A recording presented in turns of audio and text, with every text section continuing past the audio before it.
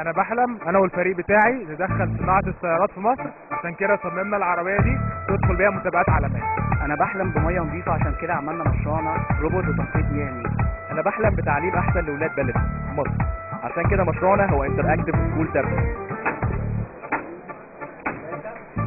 انا بحلم ان احنا نستغل مشكله الزحمه لحل مشكله الكهرباء ونجمع معلومات تفيد بلدنا، عشان كده عملنا المطب الصناعي لتوليد الكهرباء.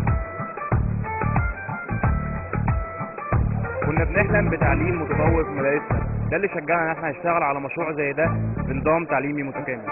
احنا كنا بنحلم ان احنا نستخدم التكنولوجيا بطريقه ان احنا نقدر بيها نسهل على المريض، يعني بنقلل عليه في التكلفه والاسلاك. عشان كده احنا عملنا مشروعنا ان هو يكون وايرلس وتكون تكلفته قليله جدا. احنا بنحلم ان سينا تبقى منطقه سكانيه متكامله.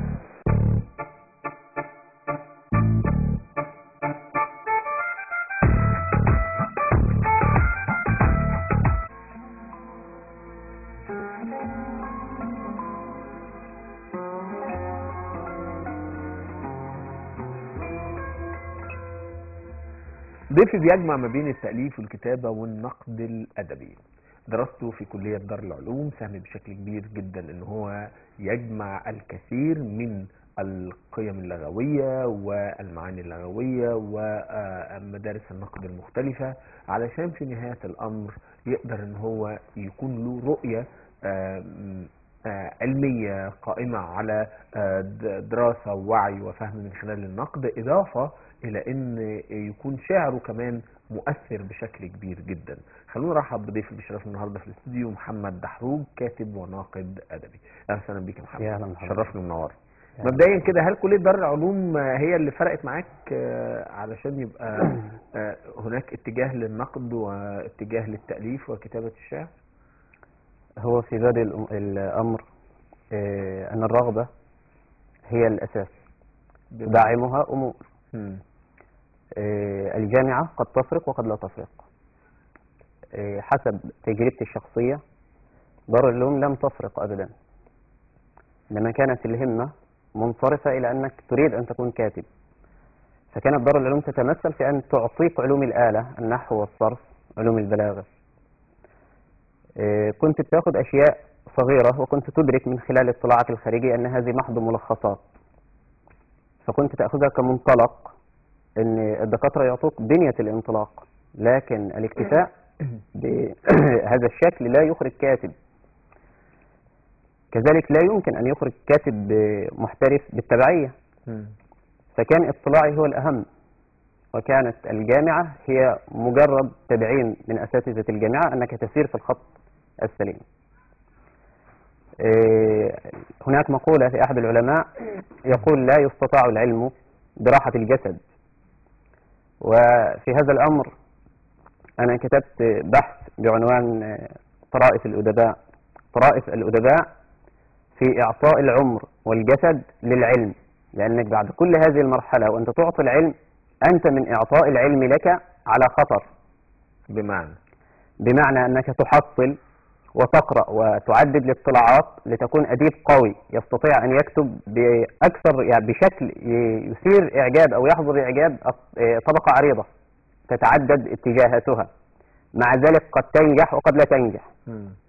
قد تكون أديب عادي فتضيع في هذا الزخم الثقافي المليء بالأدباء، وقد تحظى بما تريد فتكون أديب مبدع. إذا وصلت إلى درجة الأديب المبدع أصبحت عندك درجة أخرى وهي معانقة درجة العبقرية، وهذه لا يصل إليها إلا قلة في كل جيل، كما كان جيل الحقبة الليبرالية كانوا كثر ولم يظهر إلا العقاد والرافعي وزكي مبارك وطه حسين. طيب، علشان أوصل لمكانة إبداعية مرتفعة وعالية، هل مطلوب مني مجموعة صفات أكون ممتلكها؟ إيه هي الصفات دي؟ أولا إتقان علم النحو حتى لا تلحن. الأديب إذا لحن فقط حتى ولو كان الكلام طيب. الأمر الآخر هو سعة الدائرة اللغوية. كويس. هذه لا تأتي إلا من الانطلاق من كتب التراث، لا سيما كتب الجاحظ وعبد الله بن المقفع وأبي حيان التوحيدي، هذه تعطيك اللغة القوية. بس انت درست الحاجات دي؟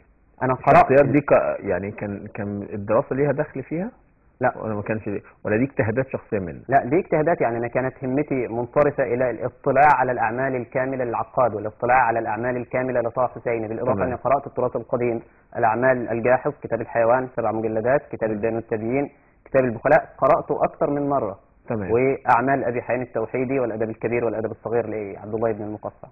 خلينا نتعرف عليك كشاعر. فمبدئيا هتسمعنا ايه كشاعر؟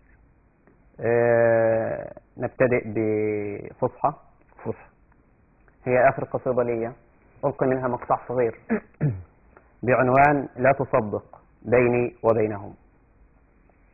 لا تصدق، لا تصدق إذا قلت يوما بأني عظيم، فإني خيال يضيع بليل الشتاء المخيف، وإني من الدمع أحيا كيتم الطفولة.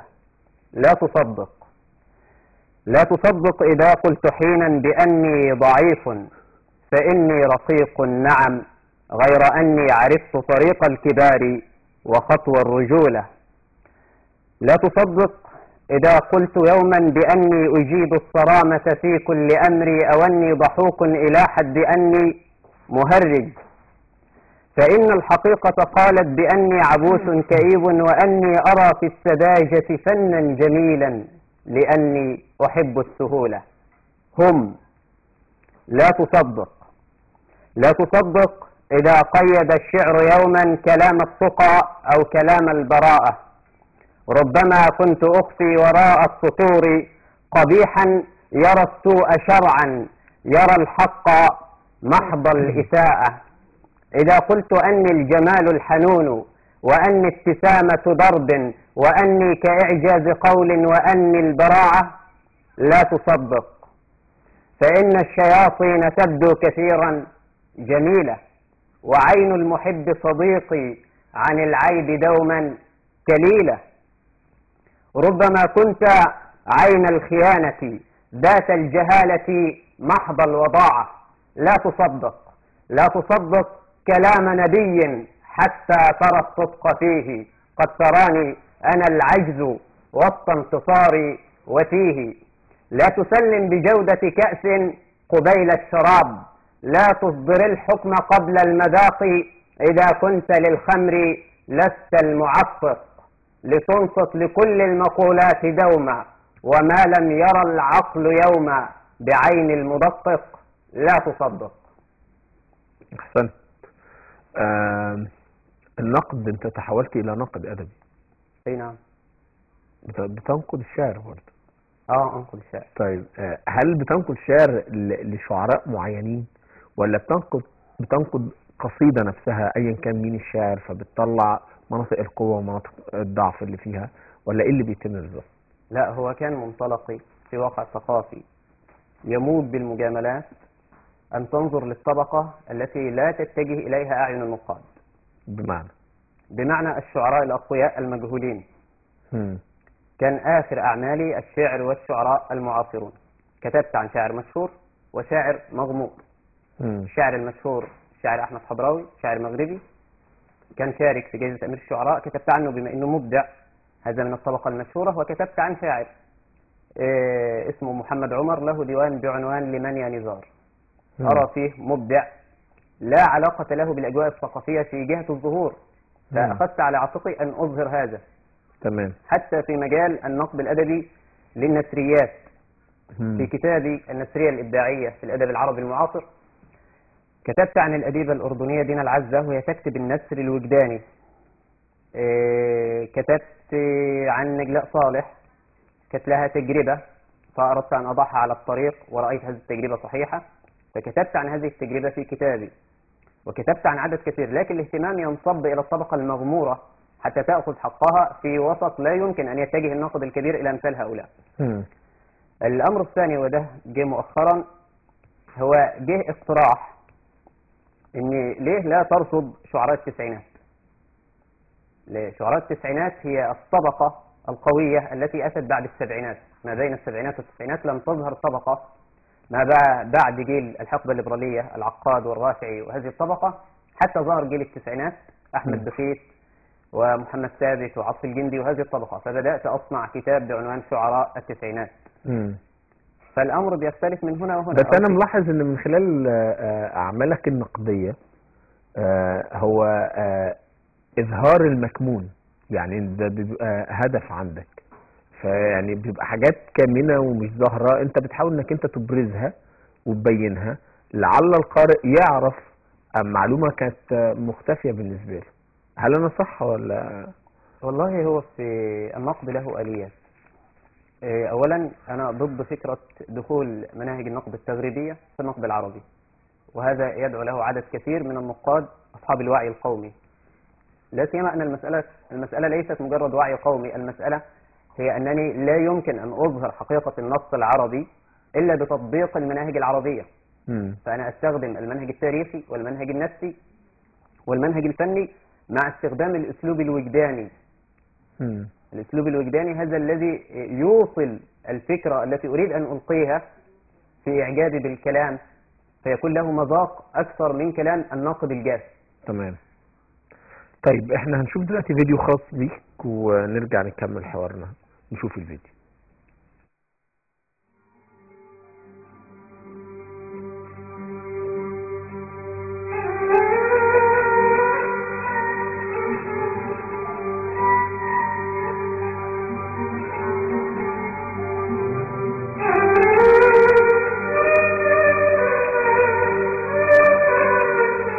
على عتبات أوهام وقصد يصدني عنه، أتيت بحزن أيام ولا أدري جواب التسجيل، رأيت في المنار يبيع القلب، أسير بجوة السكلى ويسقط بي أنا ألم.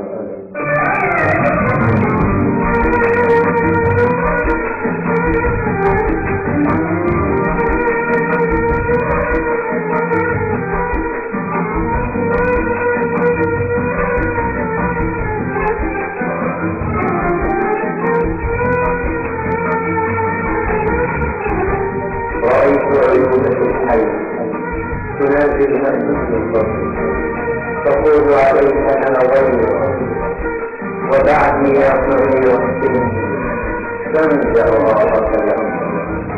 مضينا في هدوء الليل لا صوت ولا نبض، وتنظر لي وانظرك بشوق اسمه خمس.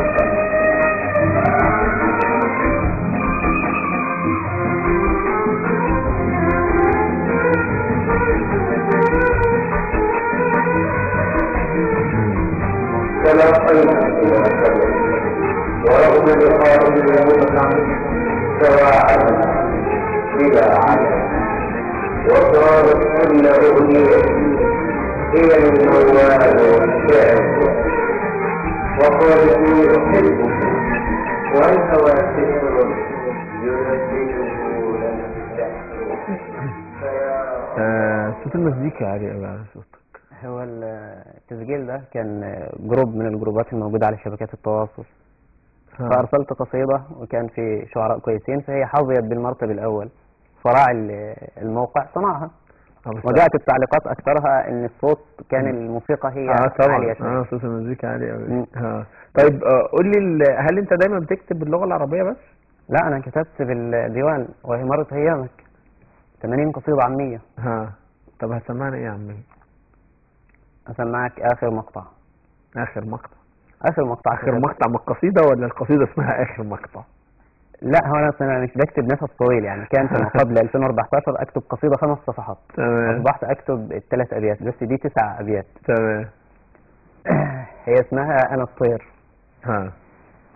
أنا الطير اللي دبحينه، أنا الطير اللي دبحينه بسكين الهوى الخايب، أنا الملح اللي بالمطرة تعدي ثواني تلقاني خلاص دايب، يقطعني مرار الوقت والكسرة وبحلف برضه مش راجع ومش تايب، وكل ما أقول خلاص يا وقت عدي وفوت ما بيعديش، أوارث في الشتاء بابي وأندهلك كأني جاية لرحابي، أشوف طيفك وفجأة تغيبي فانظر لي فألقاني كأني مفيش. وأنا اللي بديت، أنا اللي بديت بلا مغزى أجرك للهوى الكذاب، وكنت أقول حكاية تكون ويلا والنهاية سراب. ما كنت مفكر اللي كان وأنا اللي أعشق الكذبة، وفجأة اتغيرت أدوار لقيتك تتقن اللعبة، تجاريني لحين أسلى وأرحل زي وهم وطيف، تجاريني لحين أسلى وأرحل زي وهم وطيف.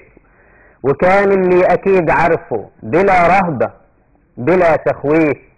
بلاش نعتب بلاش نعتب، نقول مظلوم نقول غادر، خلاص راح اللي كان موهوم ولا مغلوب ولا قادر. ومال قلبك لغير قلبي وبكرة برضو قلبي يميل، ما كان عشقك ولا عشقي ولكن كلنا تمثيل. جميل. قول لي تعرضت للنقد قبل كده ولا لا؟ تعرضت بصفة أكثر كتبي في المعارك في الهجوم على الآخرين. فلا بد يكون لك خصوم فيأتوا لك على ما يمكن وما لا يمكن. يعني أنا لا أعتقد أن هناك نقد بناء جاء إلا في قصتين. قال أحد النقاد اللي يعني بيحظى باحترامي، قال لو وضع اللفظة الفلانية مكان كذا حافظت على النغم وكانت أوقع، فغيرتها لرجاحة الرأي. وبنفس الموقف من ناقد آخر في قصيدة عامية قال لو وضعت كذا لكان أولى، فاستصوبت هذا الرأي ولم أأنف ولم أشنق على الكلام لأن أنا أنصاع للصواب. غير كده الهجوم سلبي. لا، أنت بتنصاع للصوت اللي هو الإيجابي، اللي هو بالفعل يفيد وليس مجرد نقد للإساءة. لأن انصياعي ده حسن ليا، ده هيعليني لأن هو هيروح وأنا هروح وهتبقى الكتب. تمام. فما دامت هتبقى على صورة جيدة فهذا يعنيني. جميل. شاركت في ندوات؟ شاركت كتير. شاركت في يعني في أشهر مهرجانات في مدينة المنصورة، مهرجان سقراط بيقام في قاعة مؤتمرات، حتى كانوا استضافوا بعض أدباء عرب، وحضرت في المهرجانين منهم، حتى ان هم كانوا يقولوا انه انا ابرز شاعر، حتى ده باعتراف اديبه كانت حضرت من الخليج قالت ان محمد دحروج، حتى انا ما زلت اذكر التوصيف، قالت حينما يقف على المنصه كانه يضع محمود درويش عن يمينه وتميم عن يساره ويلقي هو. هذه ما زالت في ذاكرتي. تمام. هل ده دافع بالنسبه لك؟ اكيد. يعني مهما كنت ناجح او لك كتب زي مثلا لي 52 كتاب منتشرة ما بين القاهرة وبيروت والأردن، لكن لو ضرب عليك حصار بمعنى عدم الالتفات لك أكيد ده بيقبض النفس. لكن لما بتجد كلمة ثناء من هنا وكلمة استحسان من هنا أكيد ده بيشجع. أكيد. يعني حتى لو أنت مصر تستمر رغم هجوم، لكن الفارق أنك تستمر بنفس منفتحة للإقبال أكثر. تمام. هتسمعنا إيه دلوقتي؟ قصيدة نختم بها. أنثى كأني لم أكن. أنثى بالسين مش بالساء. أنثى. أنثى كأني لم أكن. أنثى كأني لم أكن يوما هنا، لا زلت أجهل من أنا. أنا خطوة حيرة بأرض الحزن في صمت الدروب، وأنا المسافر في مجاهل يرتجي عودا، ولم يدري هنالك أنه لن يؤوب. أنا صرخة جاءت لأرض الناس من صمت القبور. أنا حلم مأسور يعاني قيده، مرت عليه هناك آلاف العصور.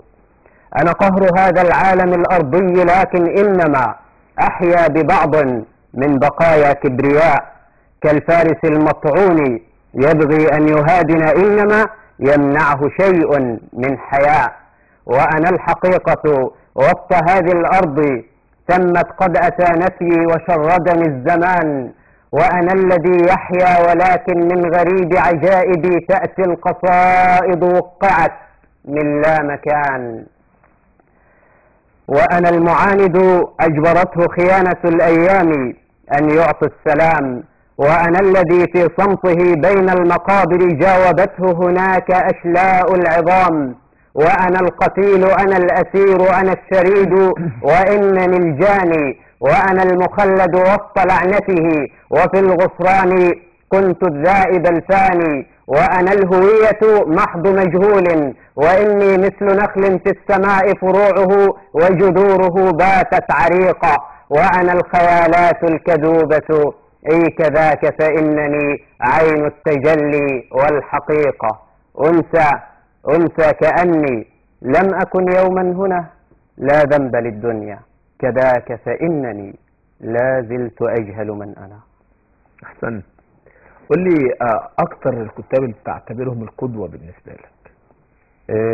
في التاريخ الحديث الرافعي في النثر الإبداعي، العقاد في الجدل المنطقي، زكي مبارك في كتب الحب والوجدانيات، أنه كان يؤرخ لحياته، ولذلك يعني هي 5 كتب في اعترافاتي.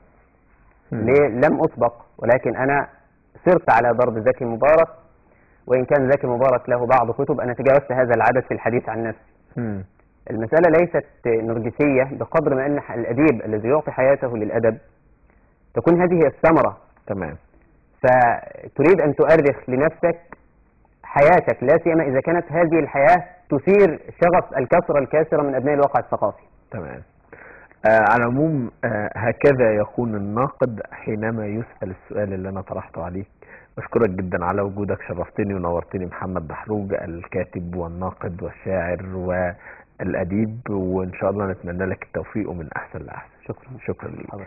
شبابنا ومشاهدينا في كل مكان، دائما بنؤكد أن مصر مليئة بالمبدعين، وتقييم المبدع دائما يكون من خلال حضراتكم، لكن الشيء المهم اللي احنا دايما بنقوله في مبدعين في مصر أقوياء جدا، محتاجين ان احنا نساندهم، ندعمهم، ندفع بيهم الأمام، نظهرهم علشان يساهموا بشكل كبير جدا في الرقي بالمجتمع المصري. أشكركم جدا. متنسوش مواعيد البرنامج جمعة سبت حد 2 الساعة 4 للساعة 5، والإعادة من 2 ل 3 صباحا. وللسادة المشاهدين السلام عليكم.